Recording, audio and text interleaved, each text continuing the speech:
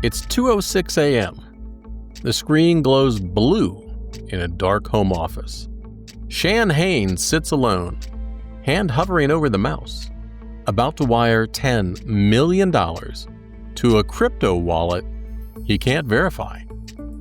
Sweat beads on his forehead, despite the hum of the air conditioning. He clicks, and with that, another fortune vanishes. But let's start at the beginning. I'm Steve Rode, and this is True Crime Cases You Haven't Heard.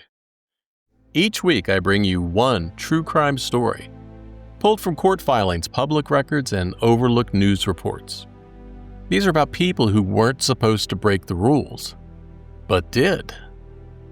What you're about to hear may be the first documented case of an international pig butchering scam destroying an American financial institution. While these scams have stolen billions from individuals, Shan Haines' case represents something unprecedented. The moment this digital age fraud reached into the heart of American banking itself. Before we begin, I want you to listen carefully to this entire episode because at the end, I'm going to ask you an important question about justice, forgiveness, and what we owe to the people who betray us. I would really love to hear your thoughts.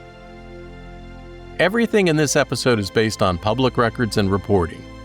Yes, I actually read all those court documents, so you don't have to. This podcast is for informational purposes only. Although, I can't promise you won't learn something despite my best efforts to make it entertaining. Elkhart, Kansas sits in the far southwest corner of the state. It leans right up against the Oklahoma state line.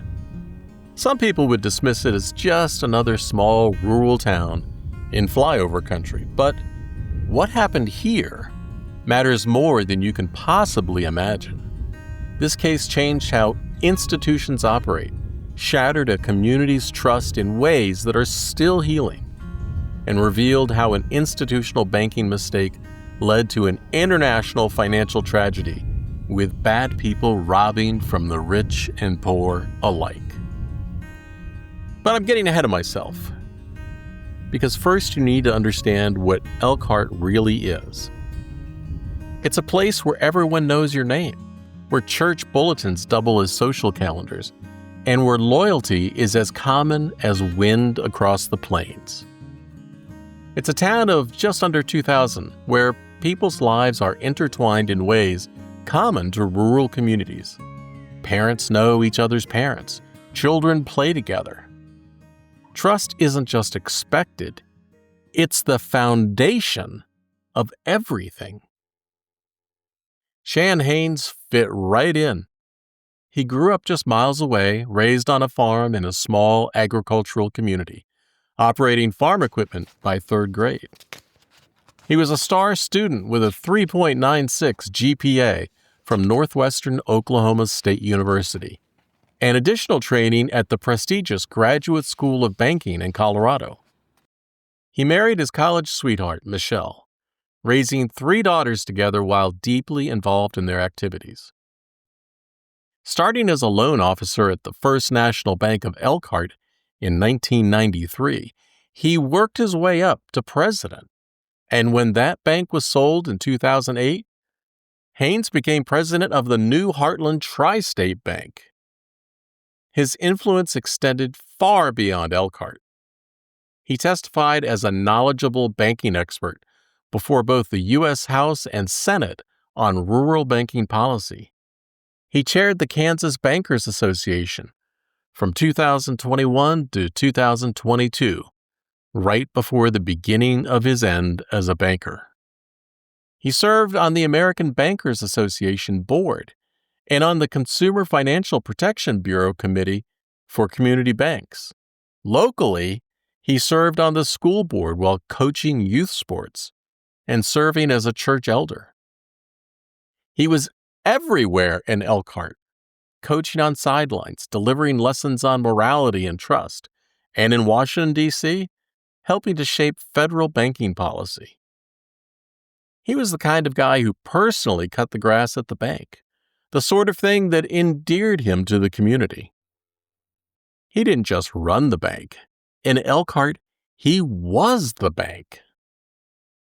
But on July 28th, 2023, his name would vanish from the sign downtown, and his reputation right along with it. December 2022. A cold winter day in southwest Kansas. Shan Haines receives what he probably thought was an innocent WhatsApp message from an unidentified stranger.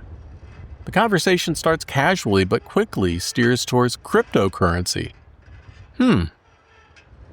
He's interested. It's the beginning of the end. It was the right message at the right time if you were a thief. The scam is known as pig butchering. The term comes from the practice of slowly fattening up a pig before slaughter. Here's how it works. Step 1.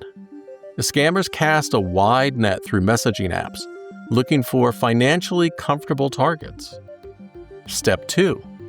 They build trust over weeks or months, becoming your confidant, your insider, and your friend.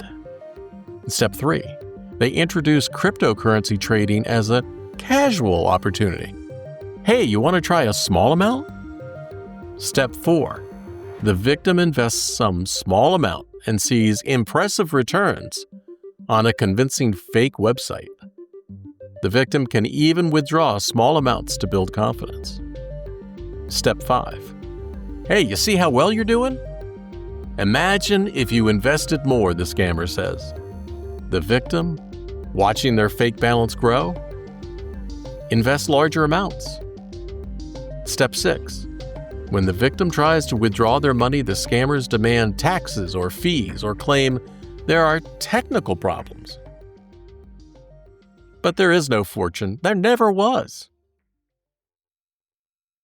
January 2023. Haines transfers $5,000 from his personal bank account to a cryptocurrency exchange. The hook is set. By late January, his fake account shows impressive profits. When he tries to invest more, he's told he needs additional funds to unlock the next tier of returns. That's when Shan Haines crosses his first line. But first, he gambles with his own money. His personal financial devastation begins. $5,000 from his personal account at Heartland Tri-State Bank. $30,000 from his personal savings account at Bank of the Panhandle. $60,000 from his daughter's college fund. Her future education gone. Over $100,000 in personal loans he takes out, desperately chasing losses. And then $964,000 of his own stock in Elkhart Financial Corporation. His total personal loss? More than $1.1 million. But that's still not enough for the scammers. So he crosses the line into other people's money. Late January 2023, he takes $30,000 from the Elkhart Church of Christ Building Fund. April 2023, another $10,000 from the same church's benevolence fund. That's money meant for families facing medical bills or job loss. And then $10,000 from the Santa Fe Investment Club, a group of local retirees trying to stretch their savings.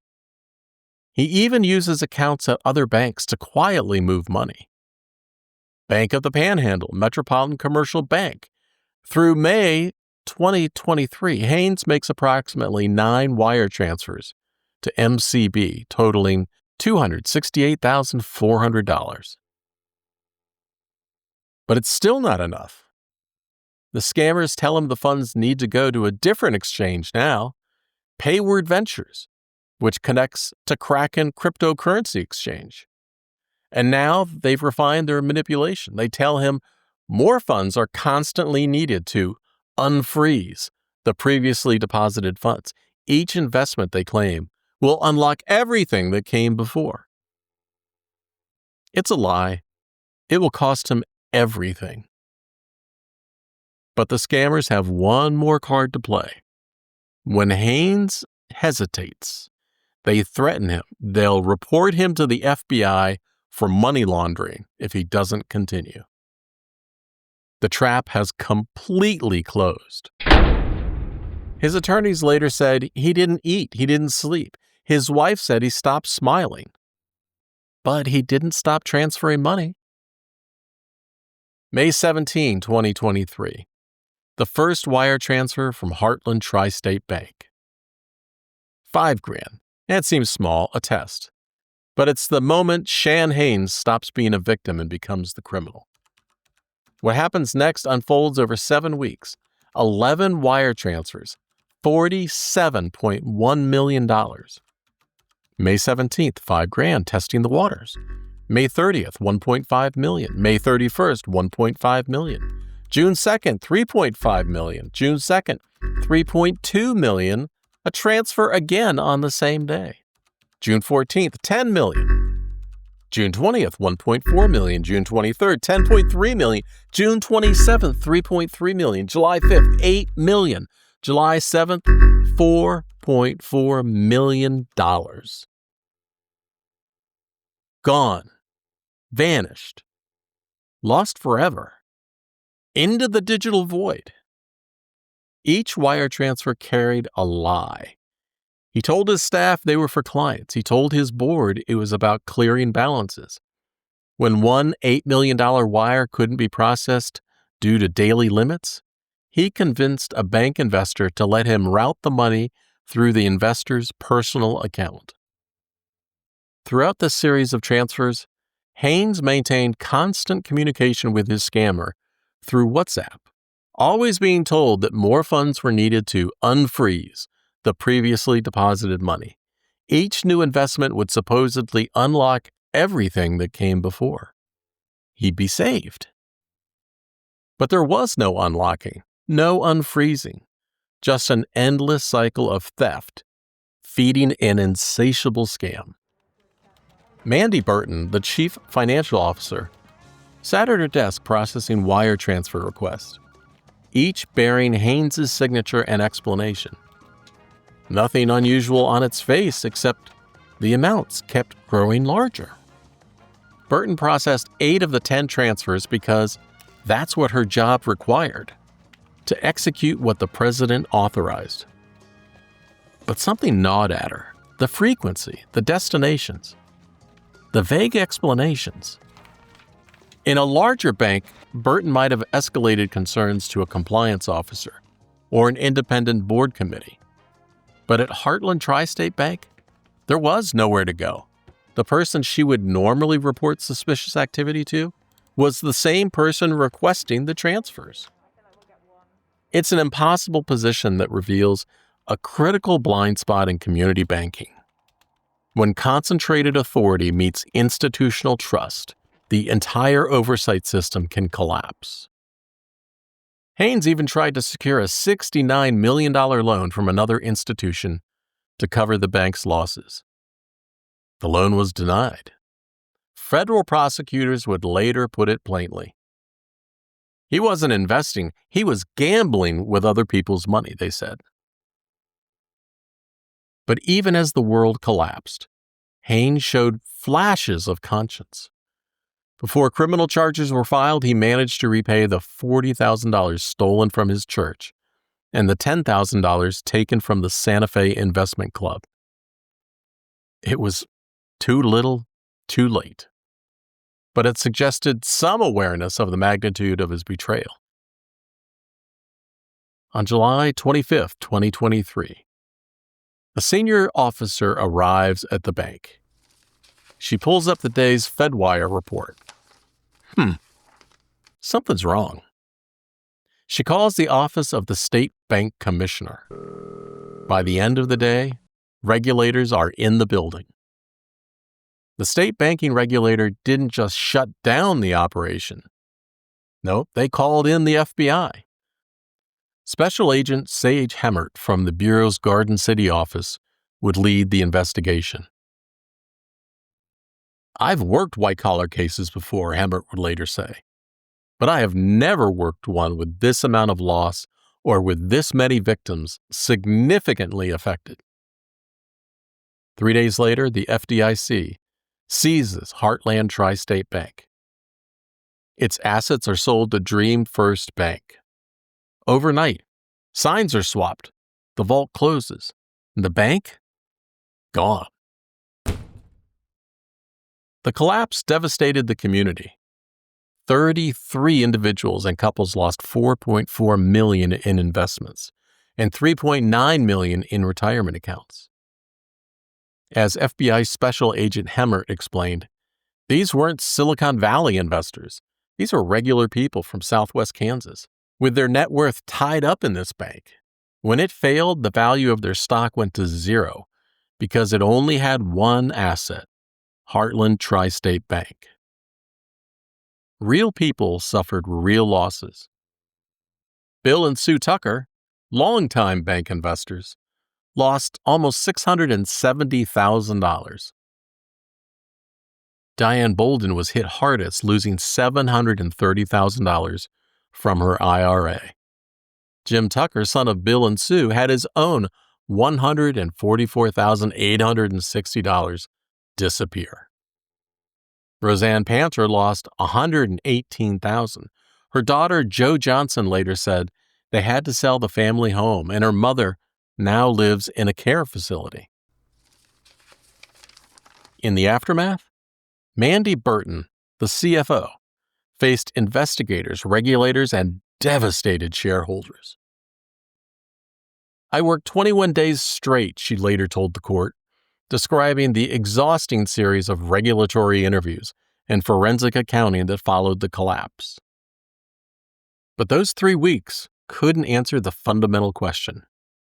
How do you build safeguards against the very person those safeguards are designed to trust? The bank structure, like so many other banks, had been designed around trust, community relationships, and the assumption that the president would never be the threat. Those safeguards were useless. They couldn't protect against the very person they assumed was protecting them. May 23, 2024, Federal Courthouse, Wichita, Kansas. In the case number 24 CR 1001301 JWB, Shan L. Haynes, now 52 years old, stood before Judge John Brooms to enter his plea. His attorney, John E. Stang, had negotiated a plea agreement with federal prosecutors, Aaron Smith and Dustin Slinkhart. But Haynes understood the stakes. He was facing up to 30 years in prison, $1 million fine, and full restitution for his crimes.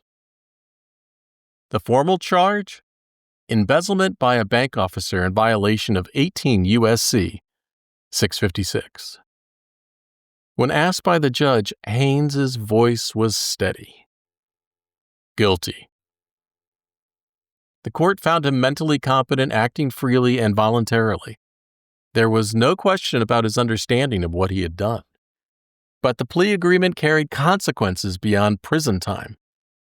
Haynes agreed to a permanent ban from the banking industry, never again allowed to serve as an officer, director, or employee of any financial institution without federal approval. A lifetime prohibition from the only career he had ever known. Judge Brooms would defer his decision on accepting the plea agreement until after reviewing a pre-sentencing report. The final reckoning would come later. August 19th, 2024. Federal Courthouse, Wichita, Kansas. The restored 1930s courthouse felt like a movie set from a John Grisham novel. 6 stories of Art Deco elegance with marble and walnut and gold leaf throughout. Depression-era murals still hang in the lobby, a reminder of the last time America's financial system shattered communities like Elkhart. Judge John Wesley Brooms sits behind his marble bench on the second floor, a yellow bow tie peeking from beneath his black robe. He rocks gently in his chair as he prepares to hear from the victims. About 30 Elkhart residents filled the left third of a gallery. Shareholders, employees, friends who had trusted the man, now sitting just yards away at the defense table. Shan Haines wears a yellow tie and blue shirt, with a somewhat rumpled suit of hard-to-define color. Maybe a relative of Brown? His hair appears recently cut, but he has chin stubble and his face is pallid. He takes notes left-handed on a legal pad. When he glances at the victims, he purses his lips. Brian Mitchell, an Elkhart resident and business owner, approaches the microphone. His voice carries the weight of a community's pain. I have tried to reconcile this in my head, Mitchell says, addressing the judge, but inescapably speaking to the very man who destroyed his town.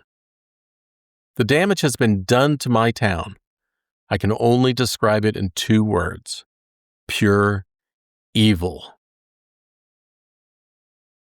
The judge stops rocking.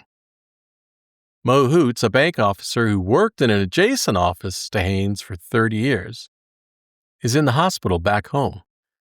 His statement is read by Mitchell, while Hoots' wife, Marla, stands nearby. 30 years of working in adjacent offices, the statement begins. Did not prepare me for that level of deceit, I discovered. Patrick Overpeck, an investor, speaks directly to Haines. There's no reward that would have been worth the risk that you took. He compares the embezzlement to driving a bus of family and friends off a cliff. The only thing we're guilty of is that we trusted that man too much.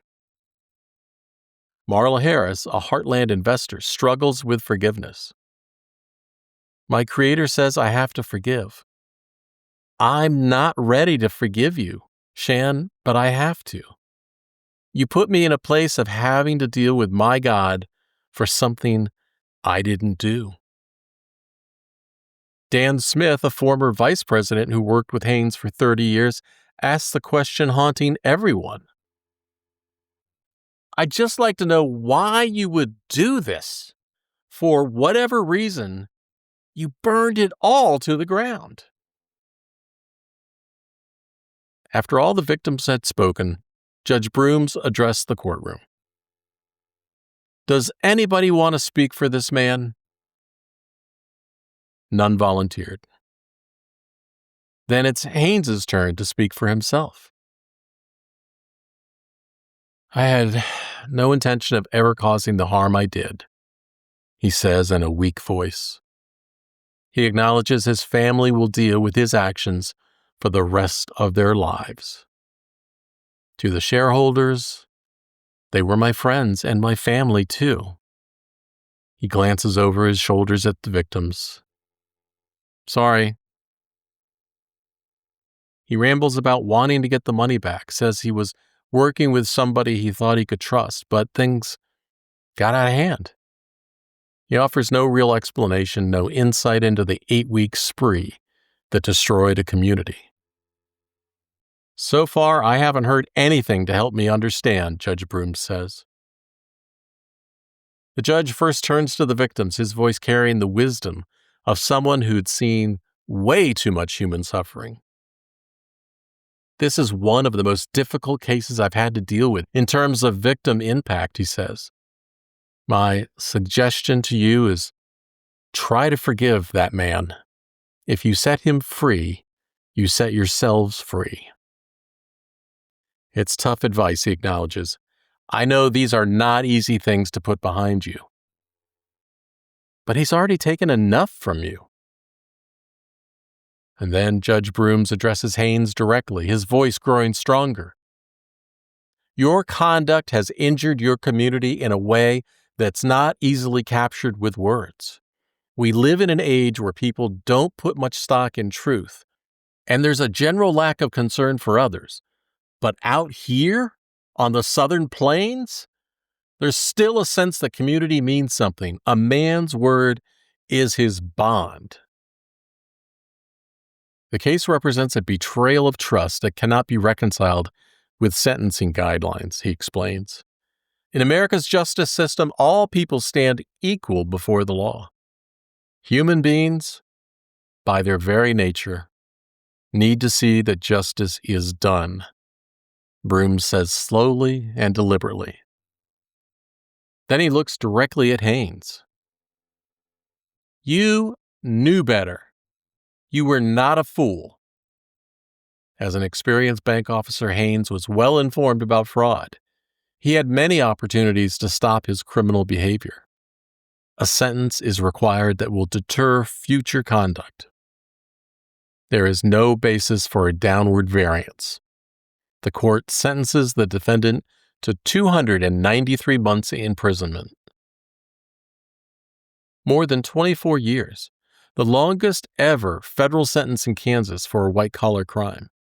More than even the prosecution had requested. Some victims gasp. Others put hands to their mouths. Haynes stares at the judge, a pen clutched in his left hand. The defendant is immediately remanded to custody. Haynes is directed to empty his pockets. He hands over his tie, his watch, his belt, shedding the artifacts from his former life.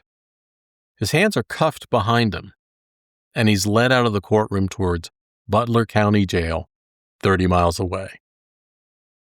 On the other side of the gallery, a small group of Haynes' family members begins to cry.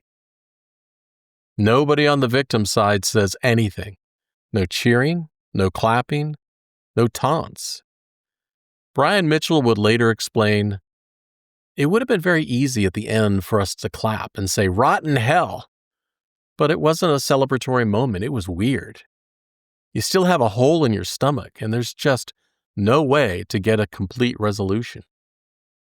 Haynes now resides at FCI Leavenworth, a medium-security federal prison in Kansas.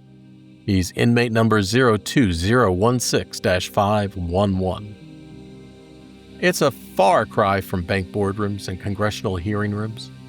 The man who once testified before the U.S. Senate about rural banking policy, who chaired the Kansas Banker Association, who helped shape federal regulations for community banks, now spends his days in a 6x8 cell. After his arrest, but before sentencing, Haynes had tried to rebuild his life. From August 2023 through April 2024, he worked for Globe Life American Income Veteran Division, marketing burial benefits to veterans. A man who had buried his own future was now selling final arrangements to others. The irony would be almost poetic if it just wasn't so tragic. It was honest work, but a stark contrast to his former role as a respected banking executive. If he serves his full sentence, Shan Haynes will miss his daughter's wedding, his grandchildren's births, his parents' funerals. 24 years of his life gone. The same way he made $47 million disappear. November 4th, 2024. 16 months after the bank's collapse, about 30 Elkhart residents gathered in a federal courtroom in Wichita for an unexpected hearing. Against all odds, federal investigators had achieved something remarkable. Behind the scenes, FBI agents were methodically tracing crypto breadcrumbs through the digital landscape. The Bureau's evolving approach to fighting emerging scams had allowed them to follow the money trail where traditional methods would have failed. The investigation illustrated both the complexities of investigating digital currencies and how law enforcement is adapting to protect communities from these sophisticated threats. Working with the FBI and the Office of Inspector General for the FDIC, they had traced Haynes' stolen funds through the complex world of cryptocurrency exchanges, Payward Ventures, Kraken, and ultimately to a specific Tether wallet address. Most of the $47 million had vanished forever. It had moved through multiple cryptocurrency accounts controlled by unidentified parties. But investigators had seized one Tether account before it could be completely drained. The recovery? $8,071,038. The question wasn't whether victims would get money back. It was who had the greater claim, the FDIC or the individual shareholders and employees who lost their life savings. Judge Brooms made his decision clear. In this case, the evidence is clear. This was a local bank operation funded by members of the community. He ordered the entire $8 million recovery to go to shareholders and employees, not the FDIC. When the judge finished reading the restitution amounts, the victims applauded. "Thank you, Judge," one called out. Mo Hoots received $455,226. About 70% of his retirement was restored. He told a reporter he'd like to visit Haynes in prison someday. What I would really like is in a couple of years to go to Leavenworth and visit with him and just ask him, why? Joe Johnson's mother got back her $118,000 investment. Johnson said the restitution would make a real difference. Her mother can now stay in the care facility without the family facing financial ruin. Jim Tucker received $144,860, but for him, the money was less important than what it meant symbolically. You see, his 93-year-old father, Bill Tucker, a founder and board chair with Heartland Tri-State Bank, had been terminally ill in the hospital when Jim told him about the recovery. He was so proud of that bank, Tucker said tearfully. It just ate him up what happened. Bill Tucker's response to the news with a raised eyebrow were 2 words. "Oh my." Tucker interpreted it as an expression of hope. Bill Tucker died on October 31st, 2024. "I'm glad I told him," Tucker said. "It gave him some peace to know his family, his friends, and his neighbors in the community wouldn't be hurt." If you drive through Elkhart today, the old Heartland building still stands, but the name's changed. The logo's gone. The trust? That's harder to replace. When a bank fails in a small town, you lose more than money. You lose part of your integrity, part of your community's foundation. The victims' restraint in that courtroom, their refusal to celebrate even as justice was served, speaks to something deeper about small-town communities. These weren't strangers seeking revenge. These were neighbors, friends, and fellow church members who had watched their children play together, who had shared decades of community life with the man who betrayed them all. In Elkhart, the victim impact statements were elliptical, in that most referenced Haynes and others as friends, neighbors, and co-workers. Their parents knew each other's parents. Their children had played together. That's what made this betrayal so devastating. This wasn't a stranger who robbed them. This was Shan, the guy who personally cut the grass at the bank, who coached their kids, who preached about Jesus' love from the church pulpit. This case exposes a dangerous vulnerability in community banking. Concentrated authority without independent oversight. When a president has broad authority and deep community trust, there's often no safe mechanism for staff to raise concerns about leadership. Had there been simple safeguards, an independent compliance officer, board notification requirements for large wire transfers, or even a policy requiring dual approval for transfers over $100,000, this catastrophe might have been contained. The bank would have survived. The community would have been bruised, but not shattered. What began in December 2022 with a simple WhatsApp message became a sophisticated psychological manipulation that represents a watershed moment in American financial crime. This appears to be the first documented case of an international pig butchering operation successfully destroying a U.S. bank. While these scams have devastated individual victims for years, Haynes' case shows us how they can now threaten the stability of financial institutions themselves. Banking regulators, law enforcement agencies, and cybersecurity experts should study this case as a blueprint for how international criminal organizations can exploit trusted community leaders to penetrate American financial infrastructure. His job, the bank's job, was to protect its customers and identify fraudulent scams, not to participate in them, said Special Agent in Charge Stephen Cyrus. U.S. Attorney Kate Brubacher put it even more bluntly. Haynes's greed knew no bounds. He trespassed his professional obligations, his personal relationships, and federal law. Not only did Shan Haynes betray Heartland Bank and its investors, but his illegal schemes also jeopardized confidence in financial institutions. But this wasn't a story of simple greed. The details from his defense reveal the full scope of his personal devastation.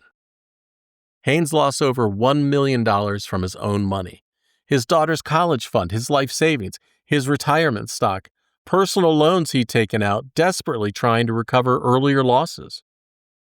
He wasn't enriching himself. He was desperately trying to recover losses that grew larger every day. This case also reveals troubling disparities in white-collar sentencing.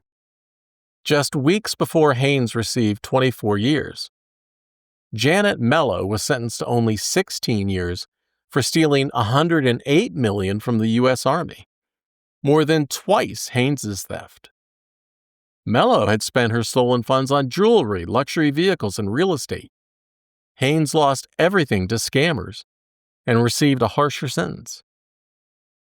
The judge sentenced Haynes to the maximum 293 months, partly as a deterrent, noting the annual cost of imprisoning him would be about $50,000, about $1 million over 20 years. Yet at 53, if he serves his full sentence, he'll be in his mid-70s upon release, with limited ability to pay meaningful restitution to his victims. So the warning is clear. If someone online promises guaranteed returns, especially through cryptocurrency, it's a scam. And if they ask you to keep the investment secret, it's still a scam.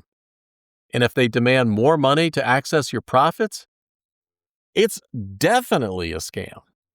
No exceptions. Ever. While $8 million was recovered, almost a miraculous outcome, it represents only a fraction of what was stolen, and no amount of money can restore what this community really lost: the faith that the people they trusted most would never betray them. Shan Haynes thought he was the hero of his own story, right up until he realized he was the villain. But perhaps more tragically, he was the man who lost everything for nothing. At the end of the sentencing hearing, remember I said Judge Brooms looked directly at the victims and said, "My suggestion to you is that you try to forgive this man. If you set him free, you set yourselves free. But he's taken enough from you." Should a federal judge be telling victims of financial crimes to forgive their betrayer? These people lost their life savings, their retirements, their children's college funds, all stolen by someone they trusted, someone who coached their kids and preached at their church. Is forgiveness something that genuinely helps victims heal and move forward?